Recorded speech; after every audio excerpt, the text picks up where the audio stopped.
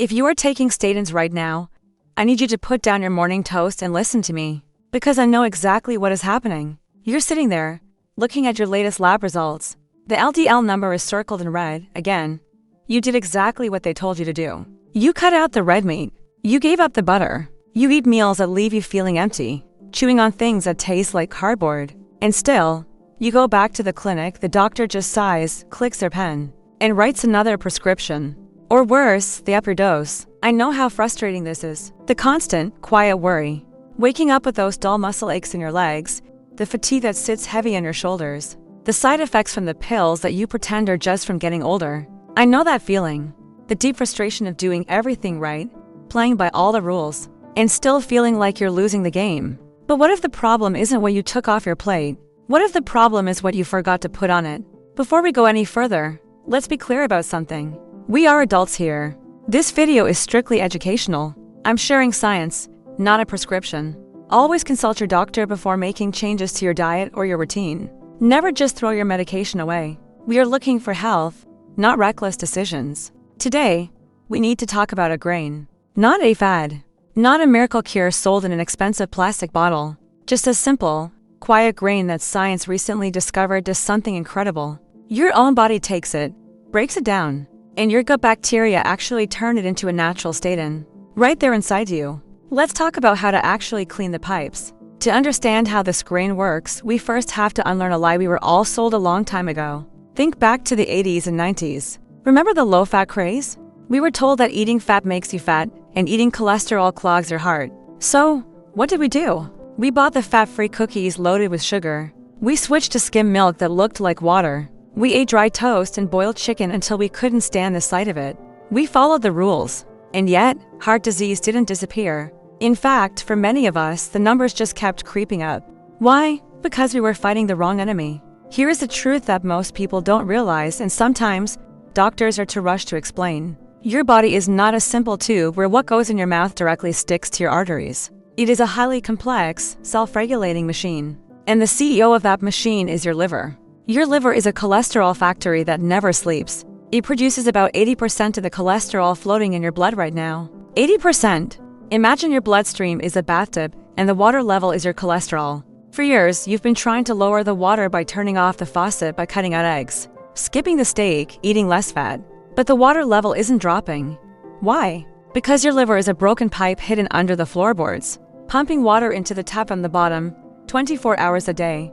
You can turn off the faucet all you want. If you don't fix the pipe underneath, you are going to drown. When you just cut cholesterol from your diet, your liver panics. It thinks you are starving for it, because your brain and your cells actually need cholesterol to survive. So, the liver works overtime. It ramps up production. It floods the system. And that is when the real danger begins. We often picture clogged arteries like an old, rusty pipe under the kitchen sink. We think it's just a slow, gradual buildup of sludge over decades until the pipe is completely blocked. But cardiology has evolved, and we now know that's not exactly how the Widowmaker works. The real danger isn't always a slow clogging. The thing that takes people away from their families in the middle of the night is instability. When you have high LDL cholesterol, the bad kind, it burrows into the walls of your arteries. It creates a plaque. But this plaque isn't hard like concrete. It's soft. It's inflamed. It's like a blister on the inside of your blood vessel. You could have an artery that is only 30 or 40% blocked. You wouldn't feel it. You could pass a stress test on a treadmill with flying colors. But if that soft, unstable blister suddenly pops, if it ruptures, your body rushes to heal it. It forms a blood clot over the rupture, and that clot can block the entire artery in a matter of seconds. That is the heart attack. It's not the size of the plaque. It's the anger of the plaque. It's the instability. So, how do we calm it down? How do we stop the liver from overproducing? And how do we pull that dangerous, angry cholesterol out of the blood? Medications like statins work by going straight to the liver and forcing the factory to shut down. They are effective. They save lives. But as we talked about, they use brute force. They can leave collateral damage, the aching muscles, the brain fog, the elevated blood sugar. We need a smarter way. We need a way to tell the liver to stop overproducing, without shutting down the whole system. We need to drain the bathtub not by breaking the pipe, but by opening the drain. This is where the concept of soluble fiber comes in. But I am not talking about the dusty orange powder you stir into a glass of water. I am not talking about a generic supplement. I am talking about a biological mechanism. When you consume the right kind of soluble fiber, specifically from the grain we are about to discuss, it enters your digestive tract and changes form. It doesn't just pass through you. It absorbs water and turns into a thick, dense gel. Think of this gel as a magnetic sponge moving slowly through your intestines. Your liver uses cholesterol to make bile acids, which help you digest food. Usually, your body recycles these bile acids. It's a closed loop. But this magnetic sponge, this gel from the grain, it traps the bile acids. It binds to them. It locks them away so they cannot be recycled, and it carries them out of your body. Suddenly, the closed loop is broken. Your liver realizes it has lost its bile acids. It panics, but this time in a good way. It needs to make more bile, and to do that, it needs raw materials. Where does it get the raw materials? It reaches into your bloodstream. It pulls the LDL cholesterol out of circulation, pulling it away from your arteries. To build new bile, you aren't just stopping the buildup. You are actively forcing your body to clean its own blood. You are using your body's own mechanics to lower the water level in the tub. And there is one grain that does this better than almost anything else on Earth. A grain that science has recently proven doesn't just act like a sponge, but actually changes the bacteria in your gut to manufacture a natural medicine. The grain is oats. Now, wait. Don't tune out. I know exactly what you are thinking. You've heard about oatmeal 1,000 times. Your grandmother ate it. The commercials with the smiling actors walking on the beach told you to eat it. You probably have a cardboard cylinder of it sitting in the back of your pantry right now, gathering dust. But I am not talking about the breakfast cereal you grew up with. I am talking about a biological mechanism that science is only just now fully understanding. For decades, doctors told us that oats were good for the heart because of a specific fiber called beta-glucan. That is the magnetic sponge we just talked about, the gel that traps the cholesterol and drags it out of your body. That alone is powerful. That alone is a reason to eat it. But a study published recently in early 2026 in Nature Communications, one of the most rigorous scientific journals on the planet, revealed something that left even cardiologists speechless. They found that the sponge is only half the story. The real magic happens deeper down, in the dark, quiet world of your gut microbiome. You see, you are not just feeding yourself. You are feeding trillions of bacteria that live inside you. And these bacteria are hungry for very specific compounds found in oats, called phenolic acids. When you eat the right kind of oats, your gut bacteria feast on these compounds. And as they digest them, they manufacture a byproduct. They create a new substance right there in your intestines. And here's the part that changes everything. That substance your bacteria just made. It naturally inhibits an enzyme in your liver called HMG-CoA reductase. If that name sounds familiar, it should. That is the exact same enzyme that Lipitor attacks. That is the exact same enzyme that Crestor attacks. That is the target of every statin drug on the market. Do you understand the magnitude of this? When you eat this grain, your own gut bacteria manufacture a natural statin inside your body, without a prescription, without the copay, and most importantly, without the heavy, aching side effects that come from a synthetic pill. The researchers tested this. They found that a high dose of this specific oat compound over just 2 days dropped LDL cholesterol by 10%. But the most impressive part? 6 weeks after they stopped the intervention, the cholesterol was still lower than when they started. 2 days of intervention, 6 weeks of protection. It is like a reset button for your liver. But here's the tragedy. Here's where the modern world has failed you. 90% of the people watching this video are eating the wrong thing. You go to the grocery store, and you buy those little paper packets of instant oatmeal. The ones flavored like maple and brown sugar, or apples and cinnamon. That is not medicine. That is vandalism to your body. The food industry took a natural cure, stripped away its armor, ground it into a fine dust, and poured sugar over it so it would cook in 60 seconds in a microwave. When you eat instant oats, or even no flour, you are eating a pulverized carbohydrate. It hits your stomach, turns instantly into sugar, spikes your insulin, and actually tells your liver to store more fat. You think you are eating for your heart, but you are actually feeding the disease. There is a massive difference between oat flour and oat bran. Oat flour is just flour. It is a soft, starchy inside of the seed. Oat bran is the outer shell. It is the armor. The bran is where the beta-glucan lives. The bran is where the phenolic compounds are stored. The bran is the raw material your bacteria need to build that natural statin. If you want to clean the pipes, you have to use the right tool. You need oat bran. Or, at the very least, thick old-fashioned rolled oats that take time to cook. You have to run away from the word instant. It doesn't take much. 2 tablespoons of oat bran a day. You can stir it into plain yogurt. You can mix it into a glass of water and just drink it down. It doesn't taste like much. It's not meant to be a culinary masterpiece. It is a quiet, daily discipline. The effect begins in about 48 hours, and it accumulates week after week, month after month. It is a slow, steady rebuilding of your internal environment. But oats are just the foundation. There are other grains, other tools, that work alongside it to shut down the liver's overproduction completely. And there are 3 foods you probably consider healthy, that are actively sabotaging everything you do. Oat bran is the foundation, the natural state and factory. But if you want to truly change the environment inside your arteries, you don't send one soldier to do the job of an army. You build an alliance. There are 2 other grains you need to know about. They don't get the marketing budgets and they don't have catchy commercials. But biochemically, they are heavy artillery. The first is amaranth.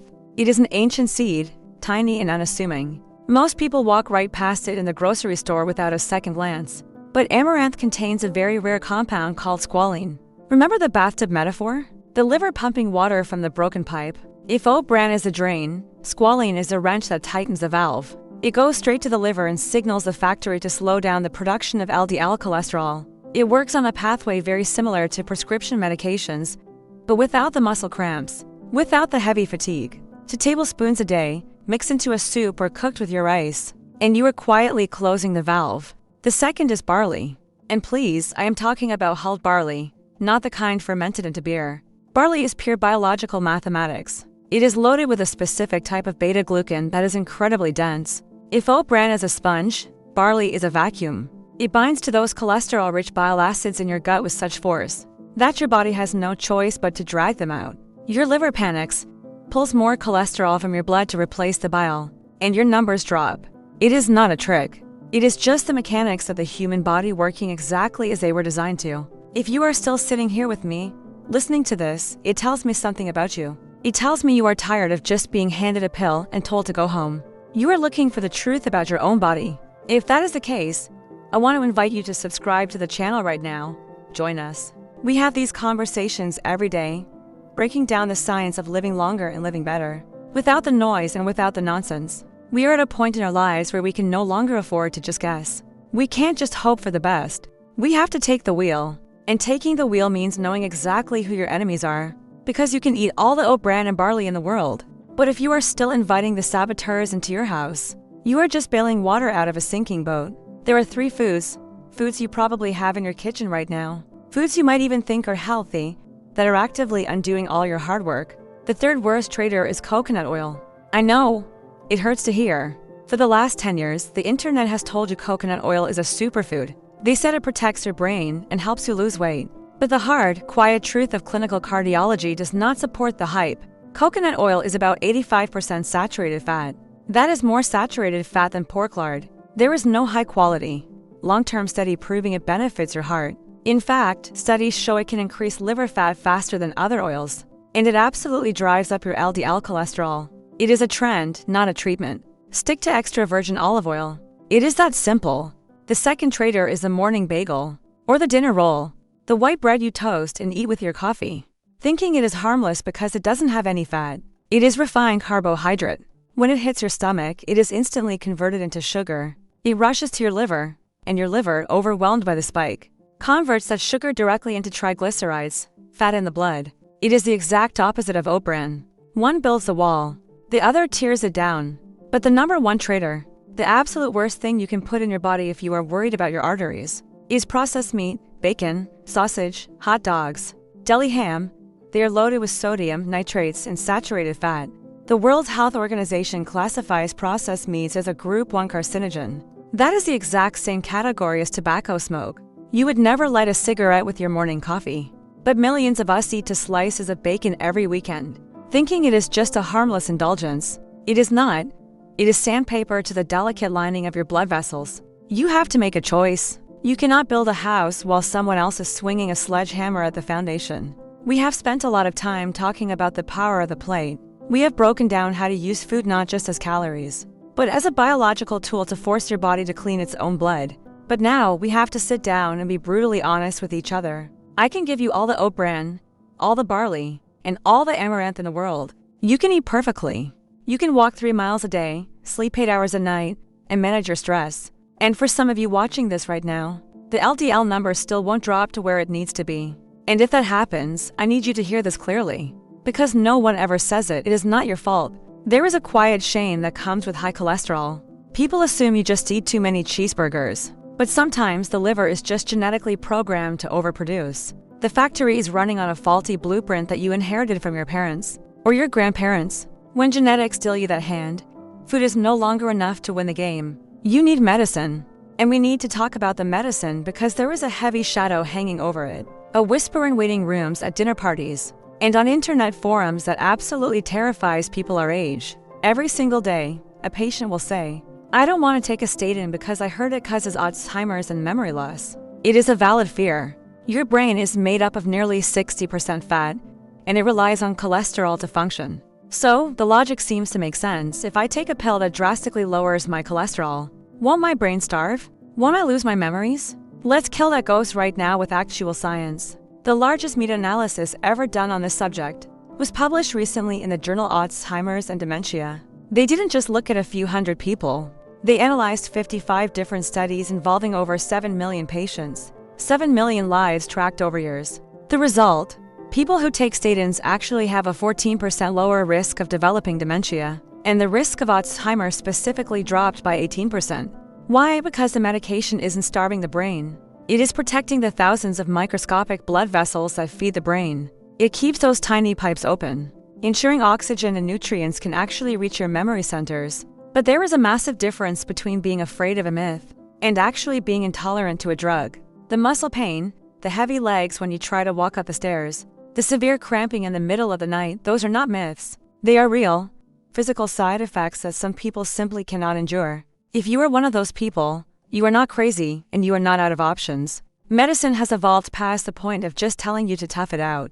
If you cannot tolerate a statin, you need to know how to advocate for yourself. The next time you sit in your doctor's office, you need to ask them specifically about a medication called bempedoic acid, often sold as Nexletol, which is usually combined with ezetimibe.